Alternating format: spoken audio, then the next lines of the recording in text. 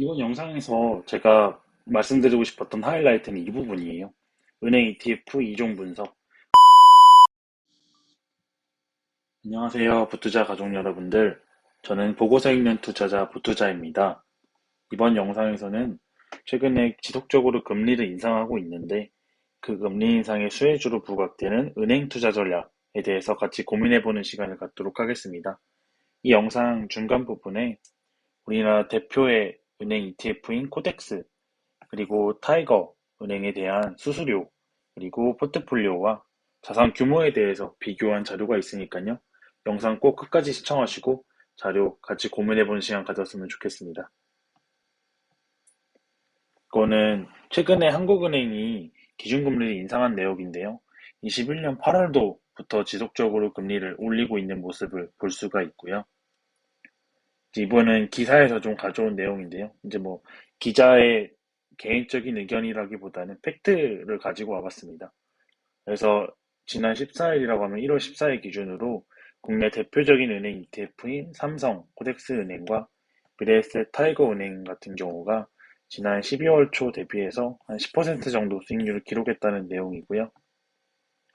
이제 여기 보시면 지난 12월 달 대비해서 14일 날 한 10% 정도 수익률을 기록했다. 그런 내용이고요. 미국 주요 ETF 가격도 지금 좀 상승세에 있다. 그런 부분을 좀 확인해 주시면 되겠습니다. 그래서 전통적인 은행의 비즈니스 모델은 예대 마진을 가지고 수익을 가져가는 건데요. 그래서 금리 인상 시기에 뭐 대표적인 수혜주로 부각이 되곤 하죠. 그래서 그런 부분 때 이익이 상승이 되는 부분이 기대가 좀 많이 있었고요. 그래서 금리 인상기의 수혜주로 크게 불리는 게 은행이나 보험, 그리고 고배당주 이렇게 좀 세 가지로 좀 짚어볼 수가 있을 것 같고요. 최근에 나왔던 뉴스 이게 1월 17일 기준이거든요. 그래서 이제 그날 기준 6시간 전이니까 오늘 나온 기사들이에요. 그래서 뭐 하나은행 같은 경우에도 예적금 금리 올린다고 하고요. 신한이나 우리 같은 경우도 금리 올린다고 하네요. 그래서 뭐 주담대 대출금리 또 오른다. 뭐 그런 내용들도 있고요. 그래서 여러분들은 뭐 기준금리를 올린다고 하면 나의 생활과 무관하십니까? 아니면 뭐 밀접하다고 느끼십니까? 뭐 개인마다 다르겠지만 아마 대부분 좀 밀접하게 반응을 하시는 부분들이 있을 거예요. 그러니까 뭐 신용대출을 받았다든지 아니면 뭐 전세자금 대출, 주담대 혹은 마이너스 통장을 가지고 계시다면 그러한 부분들의 금리가 한국은행에서 이제 발표하는 기준금리를 바탕으로 결정이 되기 때문에 기준금리가 올라가면 여러분들이 기존에 가지고 있던 대출에 대한 이자 비용이 늘어나게 될 거고요. 이제 부채 부담이 늘어나게 되겠죠. 이거에 반대로 은행은 이런 이익을 자기의 수익으로 인식하기 때문에 이제 금리 인상기에 대표적인 수혜주로 부각을 받고 있는 부분입니다. 또한 이제 그러한 부분뿐만 아니라 이제 뭐 네이버나 카카오, 삼성전자, SK 하이닉스, 뭐 삼성바이오로직스, 뭐 기아, 현대차 이런 성장주나 기술주에 투자를 하고 있다면 DCF 모형에서 분모의 할인율이 커지는 역할을 하게 되고요. 주가가 할인되는 요인으로 작용을 하게 되겠습니다. 그래서 뭐 DCF 모형에 대해서 얘기를 할 건 아니지만 간단하게만 말씀드리면 PV는 Present Value로 현재 주가를 의미하게 되고요. 혹은 기업 가치, 뭐 Valuation을 의미를 할 수가 있겠고요. 미래 1년 뒤의 현금 흐름, 2년 뒤의 현금 흐름, 땡땡땡에서 N년 뒤의 현금 흐름을 1 플러스 R의 N승으로 나누는 거예요. 그래서 여기 R이 금리, 이자 할인율을 뜻하는 거고요. 이 R이 증가하게 되면 PB는 감소하게 되는 역할을 하게 돼서요. 성장주나 기술주 같은 그런 주식들 투자하시고 계시다면 금리가 상승하는 게 곧 평가, 주식 가치를 떨어뜨리는 역할을 한다. 이런 의미도 있다는 것을 그냥 눈여기 혹은 귀동냥 정도로 해주시면 좋을 것 같습니다.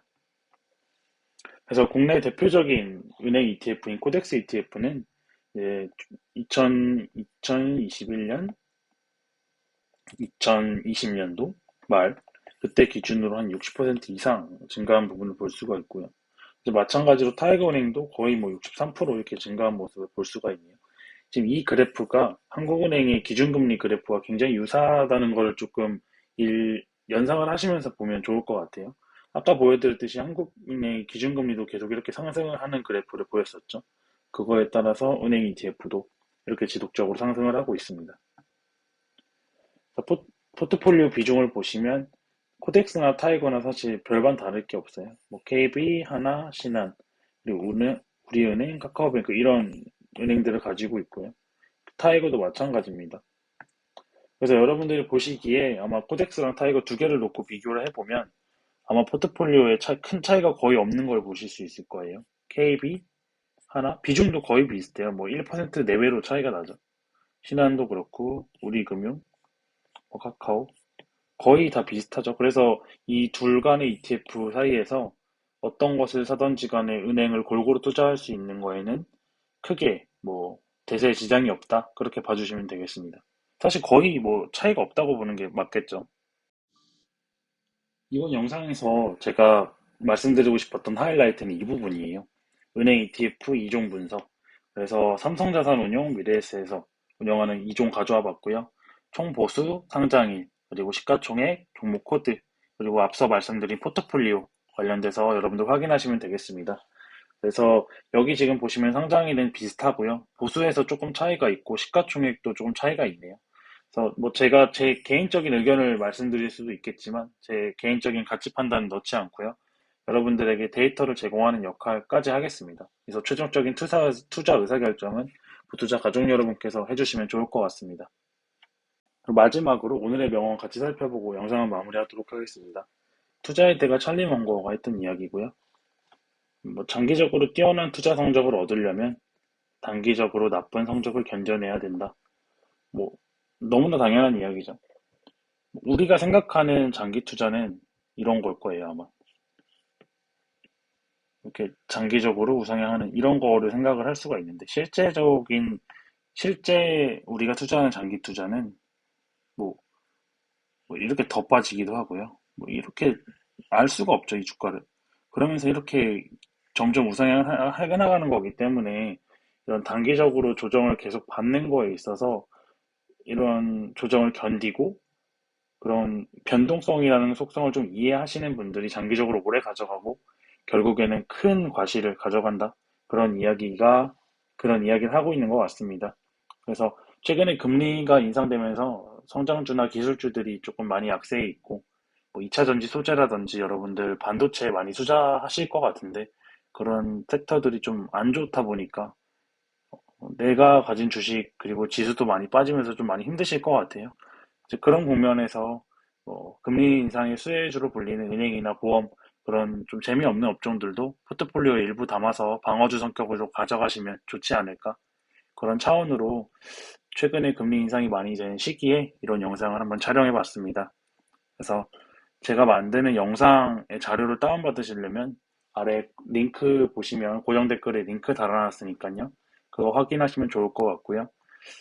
제가 운영하는 카톡방도 있는데 거기도 이제 참여 코드 입력을 하고 들어오시면 제가 이런 영상을 만드는데 사용했던 PDF 파일이라든지 아니면 여러분들이 직접 종목에 대해서 같이 고민하는 시간도 가질 수 있으니까요. 많은 참여해 주시면 좋을 것 같습니다. 저는 다음 영상에서 더욱 건강한 투자를 가지고 여러분들 찾아뵙도록 하겠습니다. 영상이 도움이 되셨다면 좋아요와 구독 한 번씩 부탁드리겠습니다. 영상 끝까지 시청해 주셔서 고맙습니다.